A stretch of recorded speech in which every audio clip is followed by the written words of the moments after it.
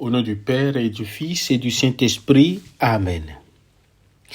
Frères et sœurs bien-aimés, nous arrivons presque au terme de l'année liturgique. Nous sommes au 33e dimanche du temps ordinaire de cette année liturgique C. C'est le temps où la parole de Dieu nous invite à regarder les choses dernières, non pas avec crainte, mais avec espérance. Quand l'Église nous parle de la fin du monde, elle ne veut pas nous effrayer, elle veut nous réveiller notre foi et ranimer notre désir de l'éternité.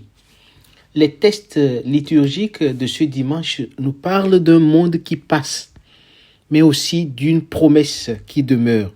Le Seigneur vient et sa venue est lumière.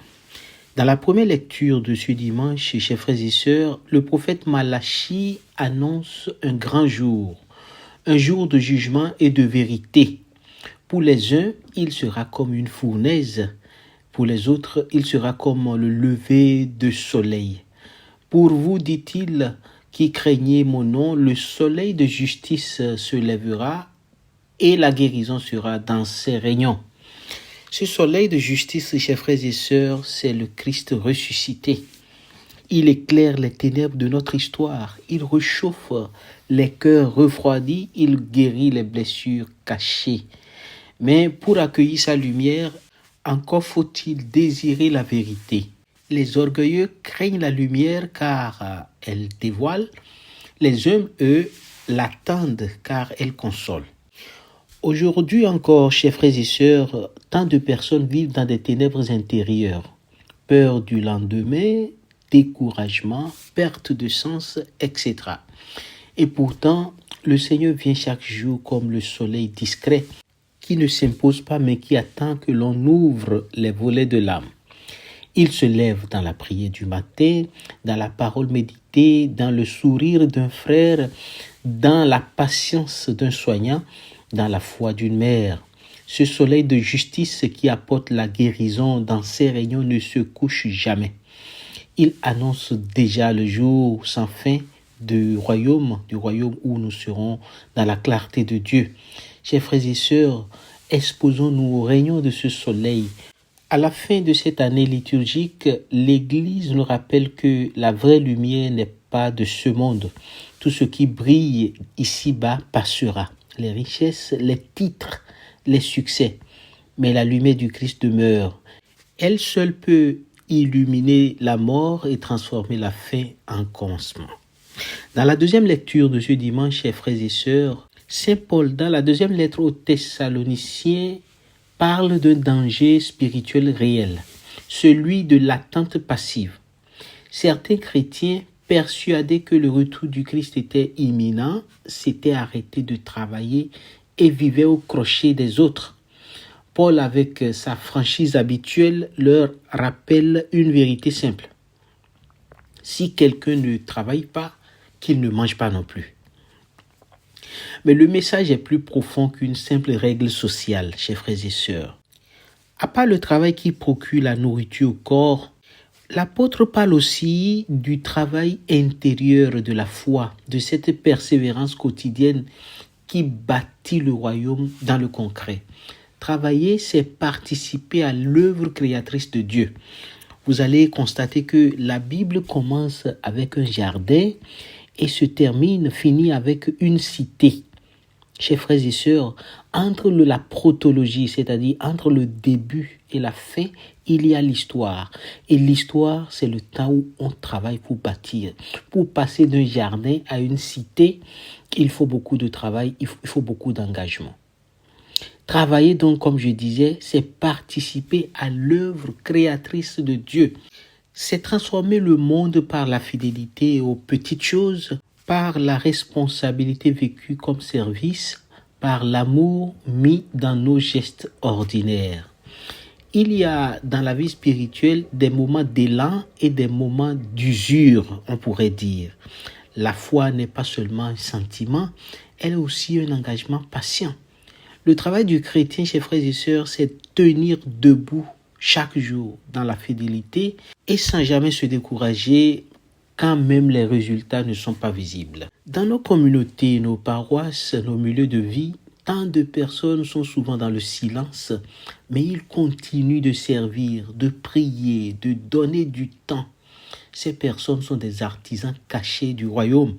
Leur labeur, leur prière, leur sacrifice, leur constance témoignent justement de cette réalité. Et c'est à elle que s'adresse aujourd'hui la parole de Paul. Ne vous lassez pas de faire le bien. Ne laissez pas l'insuccès, l'ingratitude refroidir votre élan, votre amour à servir le Christ dans le prochain. L'évangile de ce dimanche, chers frères et sœurs, est tiré de Luc chapitre 21, versets 5 à 19. L'évangéliste nous place dans un décor impressionnant. Le temple de Jérusalem, symbole de la grandeur d'Israël. Les disciples en admirent la beauté. Mais Jésus leur dit, ce que vous contemplez, des jours viendront où il n'en restera pas pierre sur pierre. Tout sera détruit. Comment croire que ce qui paraît si solide puisse être détruit, puisse disparaître? Jésus annonce des guerres, des tremblements de terre, des persécutions, etc. Mais au milieu de ces secousses, le Seigneur promet une chose.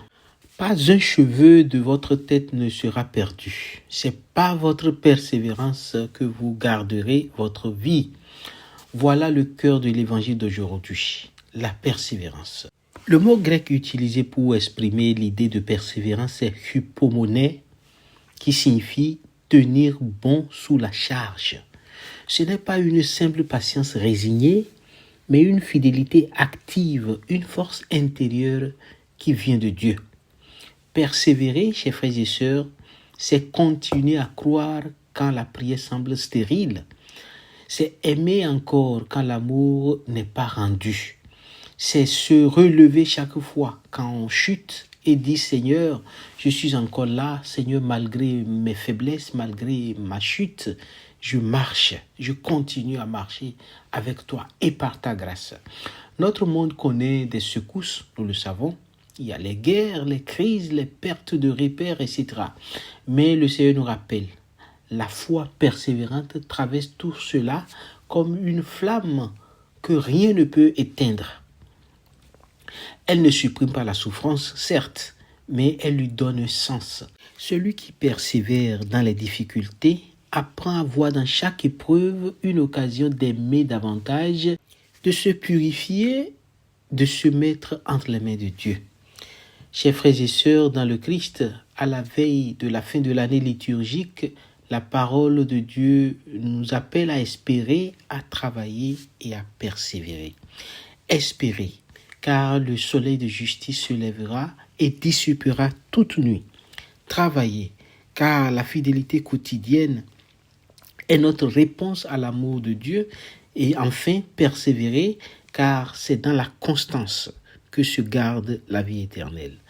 Que la célébration eucharistique de ce dimanche ravive en nous la lumière de l'espérance, le courage du service et la paix du cœur fidèle. Et que dans la nuit du monde, chacun de nous devienne un rayon du soleil du Christ pour pouvoir porter la guérison. Jusqu'au jour où il apparaîtra dans sa gloire et nous portera dans son sein. C'est par votre persévérance, dit le Seigneur, que vous garderez votre vie. Prions. Seigneur Jésus, soleil de justice et lumière de nos vies, rends nos cœurs fidèles dans l'attente de ton retour. Quand tout chancelle autour de nous, donne-nous la persévérance des croyants, le courage de servir et la paix de ceux qui s'abandonnent à ton amour. Que ton esprit nous garde éveillés jusqu'au jour où tu reviendras nous renouveler. Toi qui vis et règnes pour les siècles des siècles. Amen.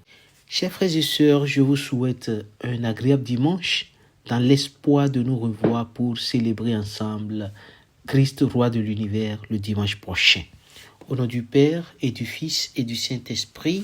Amen.